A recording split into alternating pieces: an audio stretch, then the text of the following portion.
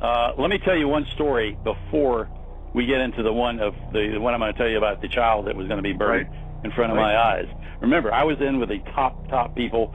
My host was the ranking American military liaison from the United States, and he had been my roommate. We were both young lieutenants training troops at the USATC, and we were personal friends and so on. And he stayed in as a professional soldier. And what I'm going to tell you is sickening, but it's absolutely true. We want to hear. A group of snipers in Gaza murdered a little innocent, little helpless 4-year-old child, little baby, and sat there laughing like the Jews do. Like I say, these people, I can't stress it enough. Mm-hmm. What they had done, they shot this kid, murdered him in cold blood. They're sitting there laughing, these two grinning sons of the devil. And the parents of the child you can imagine as a parent, do you have children? I do. Well, can you imagine how much you do to protect your children, or even in this case, to retrieve the body of your child, at least? And they would lay in wait so that they could also murder the grieving parents. This isn't coming out of a bar. These were witnessed incidents, and they happen frequently there. But it gets much, much worse. Not satisfied with this horrific, monstrous conduct, demonic to the core, they sent in hungry dogs, you get the picture, to feed on the bodies of these human children. And they know that the parents were watching to lure the parents in, who were crazy with anxiety and just sorrow and everything else, so that they could lure the parents in, and they shot and murdered the parents. Think about that for a moment, Mr. Listening person and Miss Listening person who has the slightest notion about good Jew, bad Jew. You better get it out of your mind, because I'm here to tell you there isn't any such thing. Well, shooting the parents as they tried to rescue the dead body of their beloved little child. And these aren't stories out of bars, my friends. This is the real thing. And you have to realize this is what's in store for Christians here in this country too. So you better start realizing that what you ought to do is every time you see a Jew in the street, you ought to just kick his teeth in. One tries to move into your neighborhood, get all your neighbors to together and tell them to get the hell out. You don't want that kind of trash in your neighborhood. I'm dead serious. Well, that there may at some point it may come to that, but we don't want to advocate outright violence, and for obvious reasons. But we no, I'm not saying violence. I'm just saying tell them you're not wanted here. Leave. And they'll get the message, believe me. First of all, the Jews are the biggest cowards in the world. I can say that with authenticity. As you may remember from a previous conversation, one of my experiences was I trained combat troops during the Berlin crisis in 1961-62, just before the Cuban crisis and right toward the end of Vietnam. And I trained a lot of young men. When I say a lot for one man, I personally knew the names, faces, and so on of over 1,000 young warriors. Now, in the big picture, that's not a lot, but that's just me. And I'll guarantee you there wasn't one of the self-chosen among these people. And I found out later where they were. They were at home bedding down your wives, your sweethearts, your fiancés, and your sisters, because that's what they do best. They all got political connections, and they got deferred. This is when we used to have a draft, and people didn't mind because they felt they should serve their country. When you notice that the predominance of Jews in filth, like homosexual organizations, organizations who murder little children, porn organizations, all the filth in the world, the communists, the Jews dominate. They may be 1.5% of the population, but they would have as much as 30 to 60% membership in these horrid organizations, but not in the military, at least not then. There were no Jews. Like I say, they were home doing what Jews do best. So these yellow cowards who are good for nothing except shooting old men, hospitalized people, attacking hospitals, shooting people in the back. You remember when they got their clock clean, a few years ago, and they attacked Lebanon, and they just got their clock clean, and they were just going back with their tail between their legs because they were fighting real men. The Jew is not a real man. He's a coward by nature. He's vicious. He's seclusive. He shoots from the shadows. I thought the Israeli Jews would somehow be different from American Jews. Less materialistic, more noble, more honest, that kind of thing. Not the salt of the earth or anything. I didn't go that far. But I thought I would see a little different kind of people, and what I found out is that they were even worse. They were even more evil, if that's possible, than Jews here. And what, as you asked me, what prompted me, it was a graduation of series of experiences because of the nature of the people that I was with, the intelligence community, and got to go places where no tourist at all could ever get to go. Proving grounds in the Negev Desert. I watched the new Merkava 4 tanks on maneuvers, met with top leading Israeli leaders, military leaders, et cetera, inside Gaza and Hebron and all this other stuff. Right. And I started seeing things that, and remember, I'd already seen a lot of bad stuff. I didn't, I didn't fall out of a tree yesterday.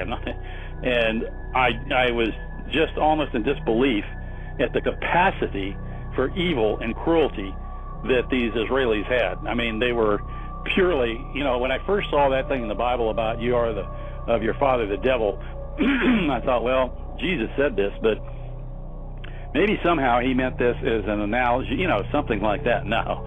Then I understood he meant it exactly as he said it. These people have a demonic heritage. I really, really believe that because I've seen, I worked with other military, the Soviets, I did undercover work in Central America. I was with Czechs, Bulgarians, terrorists from El Salvador, Chinese terrorists, you name it. That's another whole story I won't take up your time with. But I had never seen anything with the abysmally evil cruelty, sadistic cruelty of the Jew. The Jew has no compassion, no morals, no conscience, nothing, absolutely nothing. He can kill a 5-year-old child and go out and have a beer 5 minutes later with his friend and brag about it, and literally does. I witnessed this kind of thing. These people are monsters. They're absolute monsters. They have no qualms about shooting newsmen or reporters. Like I said, these people have, let me repeat it, and if I have to repeat it 10 times on your show, permit me. They have no morals, they have no ethics, they have no souls. They are not like you and I. And I spent enough time with them here and there. I'm not 40 years old. I'm double that. I've been around the world. I've been here, I've been there, seen that, done that. I'm not easily fooled, and I don't make rash decisions or conclusive snap decisions about people. These creatures are true life monsters, but they're very good. They're very good at what they do. They hide everything. They all have this capacity for what I call a Janus complex. You know what I'm talking about? Yeah, the and Janus unless two-faced, right, but if you're on the inside, they, like I said, like I was, you get to see them without their mascara. I think that's probably Mark Glenn's euphemism, which I coined, if you didn't mind. And you see the Jews without their mascara. And do you remember that sci-fi horror movie, Them or They, or the guy had to wear the sunglasses? Yes, I do. Rompin' Roddy Piper, and with the sunglasses that could be used to spot these aliens that had nobody believed them, and all of a planet. sudden they were among everybody, but you couldn't. But they looked kind of like everybody else. See, that's the way they Jews lived. They lived, right? They lived. And but with these special glasses, my special glasses were my immunity from not being perceived as an outsider. So I saw them for what they really were. And I mean, the nastiness, the cruelty, you earlier made an apology to a lady for something about the language. And frankly, you should, if you were, of course, you shouldn't use language like that in your own volition. But if you're paraphrasing to make a point, you need to do that because people don't understand. They're naive, and they think, oh no, well maybe these people just said that they didn't believe Christ was the Messiah. So no, you're not getting the point. You don't get the point.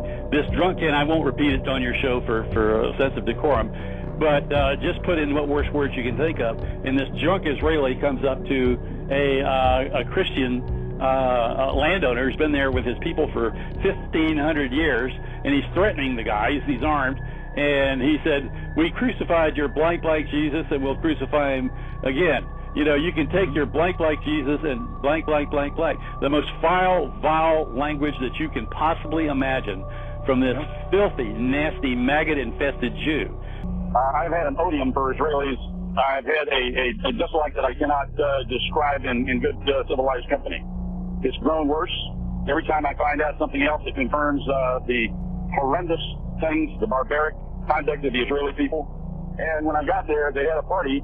And it was kind of interesting because there were intelligence people from all over, some Mossad people, some people from Aberdeen Proving Ground, people from Langley, Virginia, CIA, and so on and so forth. So it was quite an interesting party. People were very, very, reluctant to kind of chit-chat at the beginning because so many of the things that they, knew and so on were classified, and, they wanted to make sure everybody knew everybody. So it made it a rather interesting evening to get started with. And then the fun started. We went outside of Tel Aviv. Tel Aviv is a very sanitized city. You have to understand, you don't see any of the horrors and the misery that I'm going to tell you about. And you don't see the true nature of the Israeli people. They say that city is totally, totally sanitized. I want everybody out there to listen very carefully. Listen to this very carefully. You will not see this on the evening news. You will not see this if you go to Tel Aviv. If you go to other small cities that are out of the tourist range, you will see the city full of graffiti. Things like saying, free Jonathan Pollard, our hero, our Israeli hero, this and that and the other. Israeli patriot, free Jonathan Pollard. This is a man who betrayed our country, and he was a folk hero to the Israelis. He said, they kill these children over here just on a routine basis. Nobody gets into the occupied territories and gets out alive. What I saw there was only been seen by maybe 1 in a few million Americans. And the people here have no idea of the evil they're supporting. The barbaric treatment. These people are animals. They're absolute animals. They defecate on the Quran. They rape their women. They bulldoze their homes. They murder the people. These things are real. They're done every day. I've been there. And I'm telling you, if you've got a conscience, I'm just an American guy here that happens to have had some experiences. But if you've got a conscience, I don't care if you're a Christian or not, but especially if you're a Christian, you've sold your soul to the devil if you buy into this garbage. What you're doing is you're assisting the devil. This stuff they're doing over there is unconscionably evil. I've been around some places, even with the terrorists, the FMLN, the FSLN in El Salvador, but I've never seen the brutality that you will see with the IGF. These people, you will never see the cruelty, the barbarism that they inflict on women and children there. You don't see it. They have the money, they have the power, they have the guns, they control the media, they control what you see all over. This is one of the most brutal peoples you will ever see on the face of the earth. And I'll make that statement in front of God, because he already knows how evil they are. And I plead with anybody saying this tonight, if you're a Christian and you're bought into this, don't buy into it. Whoever's telling you this is working for the devil. These things are lies. They are not true. I'll stake my life and my reputation on it, just out of pure patriotic reasons. I have a conscience. I want to be proud of my country again. And I cannot be proud of this country like I was 40 years ago when I was a young Green Beret para officer. I can't feel like that anymore, and I want to feel like that again. I'm a Republican. I'm a hard-line Republican, but I'm not a child murderer. I'm an honorable person. I'm a decent person. I'm pleading with you folks. Do something about it before we lose our country. You have to understand, we are paying for the misery and murder and torture and degradation and humiliation of hundreds of thousands of people who've never done any harm to us. Never done any harm to us. We have created an enemy. There was no enemy. We created the enemy. We are going to lose this country. We're going to end up on the ash heap of history. And I don't care if I go to prison for being outspoken. I don't care anymore. It's my country. I love my country. I risked my life for my country. I have children and grandchildren, and I don't want to see them grow up in this kind of nation. It's insane. It's absolutely insane.